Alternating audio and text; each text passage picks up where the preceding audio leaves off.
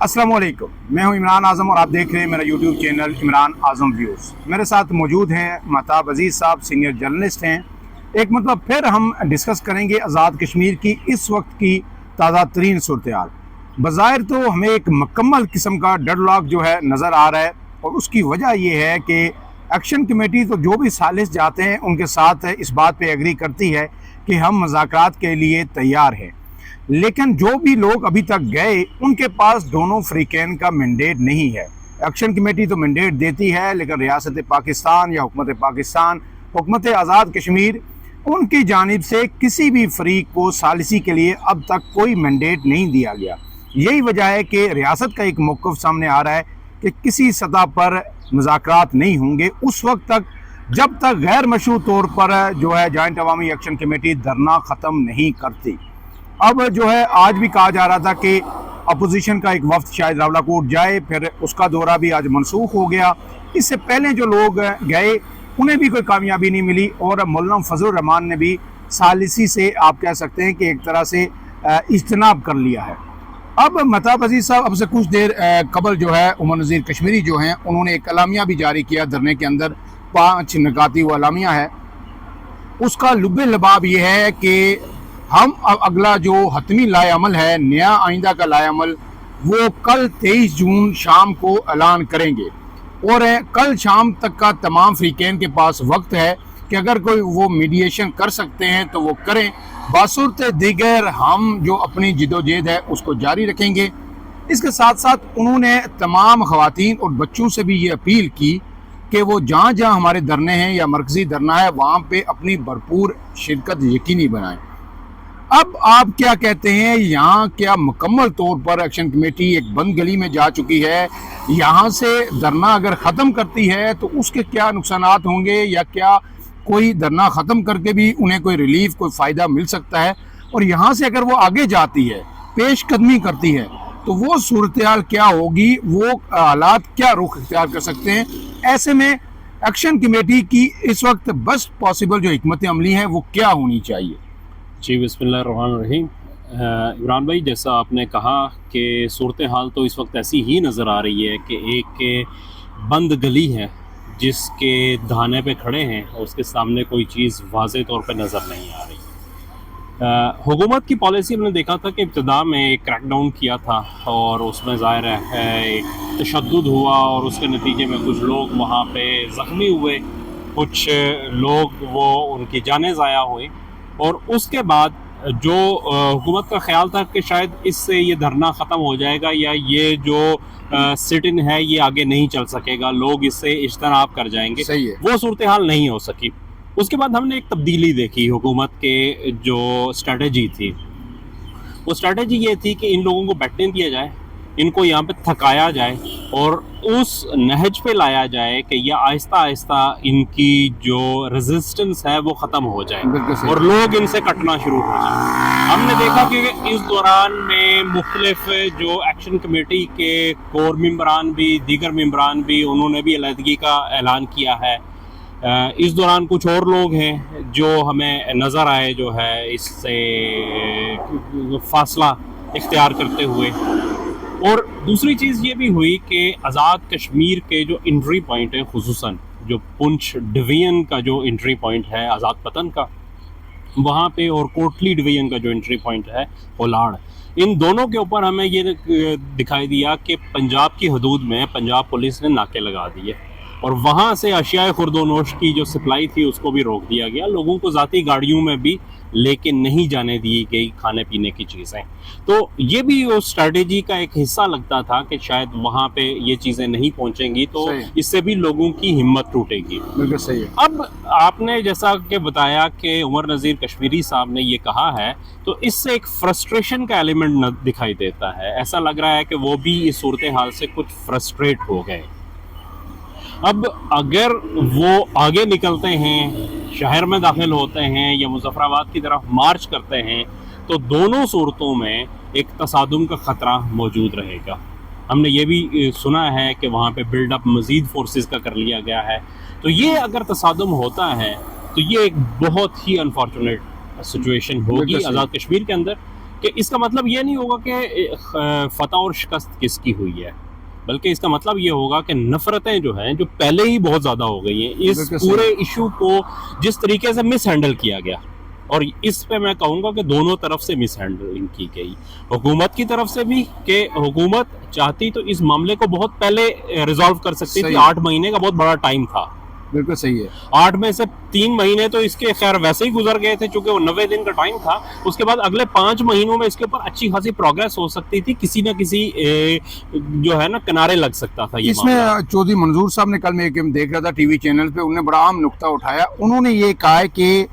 جو 8 مہینے تھے وہ پورے جو بات آپ کر رہے ہیں وہی انہوں نے ضائع کیے 4 اکتوبر 2025 سے، یہ جا کے جو ہے 30 مئی کو مذاکرات کے ٹیبل پہ بیٹھے، جب 31 کو ان کی جو ہے وہ ڈیٹ ختم ہو رہی تھی، ان جو ڈیڈ لائن انہوں نے دی ہوئی تھی، تو اگر 8 مہینے پہلے یہ مذاکرات شروع ہوتے تو جو کچھ باتیں ہوتی، پھر دوبارہ دور ہوتا مذاکرات کا، تو شاید کوئی صورتحال بن سکتی تھی۔ اب اس میں مطاب صاحب ایک چیز اور جو آپ نے نشاندہی کی کہ نفرتیں مزید بڑھیں گی، تو میں اس میں کہوں گا کہ ڈیمیج ہیز بین ڈن، اس حوالے سے کہ جو فوٹیجز ہم دیکھ رہے ہیں، بچوں کی ویڈیوز اپلوڈ کی جا رہی ہیں، چھوٹے چھوٹے 10 سال 12 سال 15 سال سے اوپر بچے نہیں ہیں، اور ان کی ویڈیوز باقاعدہ بنا کے وہی جو ایکشن کمیٹی کے لوگ ہیں وہی اپلوڈ کر رہے ہیں کہیں نہ کہیں سے، کہ وہ گاڑیاں روک رہے ہیں، اور ساتھ نہ صرف گاڑیوں کی وہ چیکنگ کر رہے ہیں، پیچھے ظاہر سائڈ پہ وہ کھڑے ہوتے ہیں، ساتھ وہ جو نعرے لگا رہے ہیں وہ کشمیر کے نعرے اور فورسز کے خلاف نعرے، تو یہ آج کے بچے کے ذہن میں اگر یہی بات آ گئی کہ یہ پاکستان ہمارا کوئی دشمن ہے، یہ فورسز جو ہیں، رینجرز ہیں، ایف سی ہے، فوج ہے، یہ ہماری دشمن ہے، تو بات ہمیں جو انوار الحق صاحب نے ایک بات کہی تھی جب وہ وزیر اعظم تھے کہ شاید ہم وہ آخری نسل ہیں جو بغیر کسی وجہ کے پاکستان سے محبت کر رہے ہیں، یعنی ہم نے تو جب آنکھ کھولی، آپ نے آنکھ کھولی، جب تک ہم لڑک پن میں نہیں آ گئے، کالج تک نہیں پہنچ گئے، ہمیں تو شاید یہ کوئی احساس بھی نہیں تھا کہ پاکستان کوئی الگ ملک ہے، کشمیر الگ ہے، ہم تو سمجھتے تھے پاکستان کشمیر بنے گا، پاکستان ہی سب کچھ ہے۔ آج کا جو چھوٹا چھوٹا بچہ ہے نا، وہ بھی اب نعرے اگر لگانا شروع ہو گیا تو اس کے لاشعور میں یہ چیز آپ نکال نہیں سکتے، اور اگر مزید کوئی آپریشن ہوتا ہے، خون ریزی ہوتی ہے،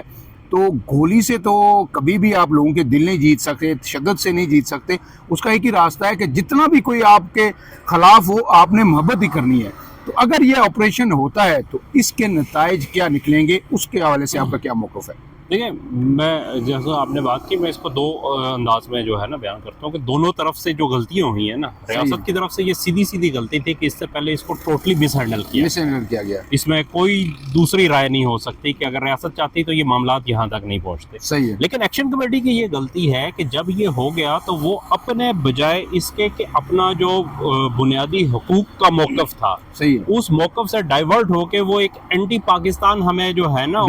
بیانیہ وہاں پہ اسٹیج سے جو تقاریر ہوئی، جی بالکل ایسا وہ بڑی وہ کسی صورت نہیں ہونی چاہیے، اور ایکشن کمیٹی کے میکسیمم لوگ جو باہر بیٹھے ہوئے ہیں یہاں ہیں وہ بھی اس کو کنڈیم کرتے ہیں، اور وہ بھی کہتے ہیں ہم سے مس ہینڈلنگ ہوئی، اور بار بار آ کے عمر نذیر کشمیری اسٹیج سے یہ کہتے ہیں پاکستان سے محبت، پاکستان کے لوگوں سے اس کی یقین دہانی بھی کرواتے ہیں، اور یہ کہتے ہیں کہ میں انشور کروں گا کہ آئندہ ایسا نہ ہو، لیکن پھر بھی کوئی ممبر آتا ہے وہ آ کے اپنے کچھ اور ایجنڈے کے تحت وہ تقریر کر کے چلا جاتا ہے، پھر اس کا نقصان اسے یہاں کے میڈیا کے اوپر پورٹرے کیا جاتا ہے۔ یہی چیز میں آپ کو کہہ رہا ہوں کہ دیکھیں، وہ ایک مخصوص جو لوگ ہیں، آپ بھی جانتے ہیں کہ آزاد کشمیر کے اندر جن کی تعداد آٹے میں نمک کا بھی میرے خیال میں وہ جو ہے نا تناسب ٹھیک نہیں رہے گا، اس سے بھی بہت کم ہے، لیکن ان کا ہمیشہ سے یہ بیانیہ رہا ہے کہ پاکستان اور ہندوستان میں کوئی فرق نہیں ہے، بالکل صحیح ہے، اور اس میں انہیں موقع مل گیا ہے، بالکل موقع اپنی بات کرنے کا بھی، لوگوں کے اندر اپنی بات کو پھیلانے کا بھی، دونوں چیزیں ہوئی ہیں، اور ریاست کے اقدامات نے ان کی بات کو مزید لیجٹیمائز کر دیا ہے، بالکل صحیح ہے، یہ صورتحال ہے جو سب سے زیادہ افسوسناک ہے اس پورے قضیے کے اندر۔ حقوق آج نہیں تو کل بدل جائے گی صورتحال، حکومت تبدیل ہوتی ہے، حکومت کا موقف تبدیل ہوتا ہے، لوگوں کا موقف تبدیل ہوتا ہے، لیکن یہ جو نفرتیں ہیں نا، میں آپ کو ایک بات بتاؤں کہ شاید ہمارے ہاں پاکستان میں بھی اور آزاد کشمیر میں بھی لوگ اس چیز کو کنسیڈر نہیں کر رہے کہ جو مقبوضہ کشمیر کی تحریک تھی وہ بھی بہت معمولی سی بات پہ جو ہے نا وہ شروع ہوئی تھی، بالکل صحیح ہے، ورنہ جو مقبوضہ کشمیر کے لوگ تھے وہ نیشنل کانفرنس نے ولنگلی ہندوستان کے ساتھ گئی تھی، بالکل صحیح ہے، اور وہاں کے لوکل ایشوز تھے, چاہے وہ درگاہ حضرت بل سے منہ مبارک کا چوری ہونا یا اس کے بعد کے جتنے بھی معاملات تھے وہ لوکل ایشوز تھے. آزادی کا کوئی نعرہ نہیں لگ رہا تھا 1980 تک آزاد, اور ایون کہ میرے خیال میں 1980 کے یا 85 تک جو ہے یہ یاسین ملک, ایون کہ یہ صلاح الدین صاحب, یہ سارے لوگ, سید علی گیلانی صاحب, یہ الیکشن لڑتے رہے وہاں پہ کسی نہ کسی حیثیت میں, اور ظاہر بھارتی آئین کے مطابق یہ لڑتے تھے. تو جو سید صلاح الدین صاحب جو حزب المجاہدین کے امیر ہیں وہ سری نگر سے کینڈیڈیٹ تھے متحدہ مسلم محاذ کے, جو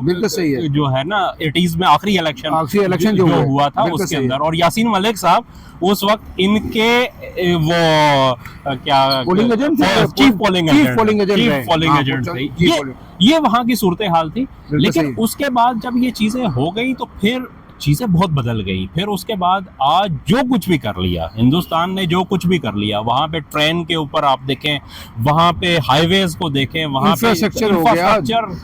ٹنلز, جو کچھ بھی ہندوستان نے کر لیا وہ نفرتیں مٹ نہیں سکی اور نہ آئندہ کوئی امکان ہے. تو ہم دونوں طرف سے, دونوں فریقین سے میرا خیال ہے کہ یہ کہنے کی ضرورت ہے اس وقت, اور دونوں کو یہ سمجھنے کی ضرورت ہے کہ ان نفرتوں کو اس جگہ پہ نہ لے کے جائیں کہ جہاں واپسی کا راستہ ختم ہو جاتا ہے. اس سے پہلے اسے حل کرنا چاہیے. اس میں ایک چیز اور بتاؤں, ایڈ کروں, بڑی دلچسپ چیز ہے. کل ہم نے گئے تراکھال ہے ایک جگہ, صبح ہم گئے, شام کو آئے تعزیت کے لیے. 2 دوست تھے ہم, اور ساتھ جو ہے ایک دوست ہے, ان کا ساتھ بھتیجا بھی تھا. وہ بھتیجا, اس کی جائے پیدائش بحرین ہے, بحرین میں وہ پیدا ہوا. اس کے بعد اس کے والدین پہلے سے یہاں پاکستان میں سیٹل تھے, ہے اس کا تعلق جو ہے آزاد کشمیر سے, اور وہاں پہ وہ اب اس کی عمر ہارڈلی 10 یا 11 سال ہوگی, یہیں پہ پلا بڑا, یہیں پہ رہ رہا ہے. لیکن اس ساری صورتحال کے اندر آج یعنی کتنا فرق ہے ہماری جنریشن اور آج کا جو سوشل میڈیا اور جو جنریشن زی ہے اس کے اندر. اس نے اس صورتحال نے اس کو اتنا متاثر کیا کہ وہ جب ہم واپس آ رہے تھے تراڑکھال سے, تو اس نے وہاں ایک گھر میں ہم تھے, تو وہاں پہ لان میں سے اس نے مٹی اٹھا رہا تھا. میں نے کہا یہ کیا کر رہے ہو؟ تو اس نے وہ مٹی اٹھائی, تھوڑا سا کہیں شاپر بیگ ڈھونڈا, شاپنگ بیگ, اور اس میں جس طرح پہلے ہماری مائیں نہیں باندھتی تھی, مٹی اس میں ڈالی, باندھی اور لے کر میں گانٹ باندھی. تو میں نے کہا یہ کیا کر رہے ہو؟ کہہ رہا ہے یہ میرے وطن کی مٹی ہے اور میں اس کو لے کے جا رہا ہوں, گھر میں جا کے اپنے سامنے رکھوں گا. اور اس کے جو جذبات تھے اس وقت کی صورتحال پہ میں آپ کو بتا نہیں سکتا. تو مجھے خدا کی قسم اس صورتحال سے خوف آیا, جو میں نے آپ کو کہا کہ اگر ان بچوں کے ذہن میں ابھی سے جس طرح سے بھی چیزیں جا رہی ہیں, سوشل میڈیا سے جا رہی ہیں, اس سارے صورتحال میں جا رہی ہیں, تو ان کو ہم کیسے کھرچ کے نکالیں گے؟ تو اس چیز کا ادراک جو ہے اداروں کو کرنا چاہیے, ریاست کو کرنا چاہیے. ورنہ میں بار بار کہتا ہوں کہ وہ سونے سے لکھنے کے مترادف ہے انوار اللہ کی وہ بات کہ ہم آخری نسل ہیں جو بلا معاوضہ پاکستان سے محبت کرتا ہے. تو یہ چیز آپ نے بالکل درست کہی ہے. اور پھر اس میں ایک چیز اور میں ایڈ کرنا چاہ رہا ہوں کہ دیکھیں اس وقت بلا شبہ پریشر جو ہے وہ ایکشن کمیٹی کے اوپر ہی ہے, اس لیے کہ اس کو کوئی راستہ دکھائی نہیں دے رہا. لیکن اگر وہ سسٹین کر جاتے ہیں, دیکھیں ان کے پاس ایک چیز یہ ہے کہ وہ فرسٹریٹ ہو کے اگر آگے بڑھتے ہیں تو اس صورت میں بھی جو نقصان ہوگا وہ دونوں طرف کا ہوگا. بالکل صحیح ہے. اور اگر وہ وہاں بیٹھے رہتے ہیں اور 10-15 دن مزید گزر جاتے ہیں تو جیسے جیسے الیکشن کی تاریخ نزدیک آتی جائے گی یہ پریشر دوسری طرف شفٹ ہونا شروع ہو جائے گا, حکومت کے اوپر یہ پریشر آئے گا. اہم نقطہ آپ نے اٹھایا ہے کہ اگر مزید 10 سے 12 دن اسی طرح پرامن, لوگ کم ہوں زیادہ ہوں, کبھی صبح کم ہوتے ہیں, رات کو پورا پیک پہ ہوتا ہے ہجوم, اگر پرامن طور پہ جب تک وہ بیٹھے ہیں میرے خیال میں کوئی سیکورٹی ادارے وہاں پہ کوئی اگریشن نہیں کریں گے. اگر وہ مزید 10-12 دن بیٹھ جاتے, جو ہی جولائی شروع ہوگا آزاد کشمیر میں 27 جولائی جو ہے الیکشن کی تاریخ, پولنگ کی ڈیٹ ہے, تو ظاہر ہے جب تک یہ لاک ڈاؤن اور یہ چیزیں چل رہی ہیں, دھرنا جب تک بیٹھا ہوا ہے یہ چیزیں اسی طرح رہیں گی. تو پھر کیمپین تو کہیں نہیں ہو سکے گی, کسی گاؤں میں کسی حلقے میں کیمپین نہیں ہو سکے گی, تو پھر الیکشن کیسے ہوں گے؟ اور جب یہ صورتحال ہوگی تو پھر شاید ریاست بھی ایک قدم پیچھے ہٹ کے تو کوئی ان کو تھوڑا سا سپیس دے کے مذاکرات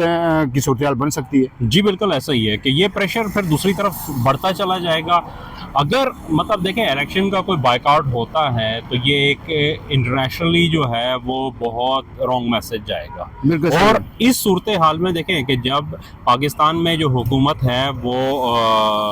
مسلم لیگ نون کی ہے, پیپلز پارٹی یہاں پہ تمام آئینی عہدے جو ہے وہ پیپلز صحیح پارٹی ہے۔ کے پاس ہے، اور آزاد کشمیر میں جو اس وقت موجودہ حکومت ہے، اگرچہ کہ الیکشن شیڈول اناؤنس ہو چکا ہے، لیکن آزاد کشمیر میں جو کہ کیئر ٹیکر گورنمنٹ نہیں آتی، تو اس لیے حکومت بہرحال پیپلز پارٹی کی ہے وہاں پہ۔ تو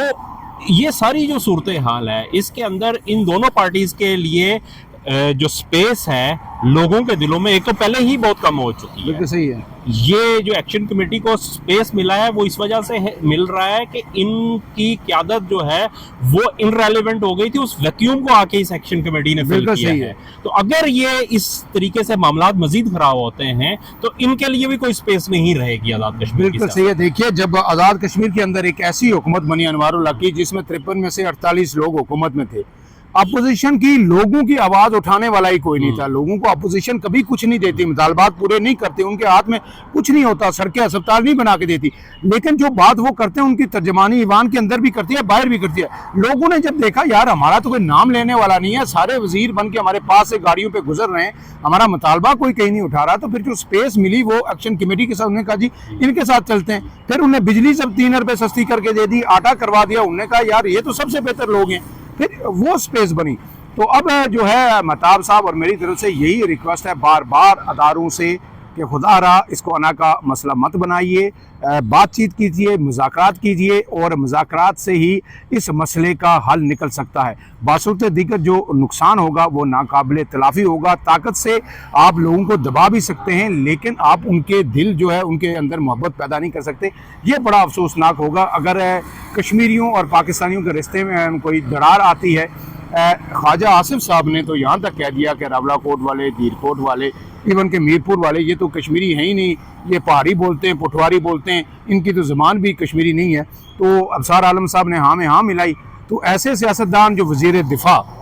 اگر وہ اس طرح کے بیانات دیں گے اور انڈیا اس کو پروپیگنڈا کرے کہ پاکستان کا وزیر دفاع کہہ رہا ہے کہ راولہ کوٹ والے، میرپور والے، دیر کوٹ والے تو کشمیری ہیں ہی نہیں، تو پھر اس میں غلطی کس کی ہوگی مطلب صاحب؟ مطلب دیکھیں، مطلب آپ خواجہ آصف صاحب اگر پاکستان کے وزیر دفاع، انہیں یہ نہیں پتا کہ ریاست جموں و کشمیر کیا ہے، بالکل صحیح اور ہے۔ اس میں صرف کشمیری بولنے والے نہیں ہیں، اس میں کتنی زبانیں بولی جاتی ہیں۔ تو پھر میرا خیال ہے کہ مطلب یہ آپ سوچنے وہ اس والی طرح کہیں کہ یہاں پہ پنجابی بولتے ہیں، بلوچی بولتے ہیں، سندھی بولتے ہیں اور پشتو بولتے ہیں، تو یہ لوگ پاکستانی نہیں ہیں۔ قومی زبان بولنے والے 5% سے بھی کم 5% سے کم ہیں، تو وہ اس کا مطلب یہ پاکستانی ہے، کیونکہ جو راولہ کوٹ والے یا دیر کوٹ والے جو وادی کے اندر کشمیری بولی جاتی ہے وہ نہیں بولتے۔ اور میں ایک بات آخری بتاؤں کہ وادی کے لوگ یہ کہتے ہیں کہ جو اصل کشمیری ہے اگر آپ نے سننی ہے تو جو پرانا وادی کا پنڈت ہے نا، آپ اس سے سن سکتے ہیں۔ ہماری کشمیری بھی اتنی اچھی نہیں ہے، جو اصل جو وہاں کا پنڈت جو وہاں سے ہجرت کر گیا ہے اس سے آپ اصل کشمیری سن سکتے ہیں۔ تو ایک مرتبہ پھر اس امید کے ساتھ جو ہے اس ولاگ کا اختتام کرتے ہیں کہ اللہ کرے مذاکرات کی کوئی سبیل نکلے، ریاست ایکشن کمیٹی دونوں ایک ایک قدم پیچھے ہٹے، اور پرامن طور پر، یہ کسی کو فتح کرنے کسی کو زہر کرنے کا معاملہ نہیں ہے، اپنے لوگ ہیں، حقوق کی بات کرتے ہیں، اس میں جو ہے حالات اس نیچ پہ پہنچ گئے ہیں کہ جہاں ایسے لگ رہا ہے کہ پوائنٹ آف نو ریٹرن ہے، اس کو مذاکرات کے ذریعے حل کرنا چاہیے۔ مجھے اور مہتاب عزیز صاحب کو دیجیے اجازت، اللہ حافظ۔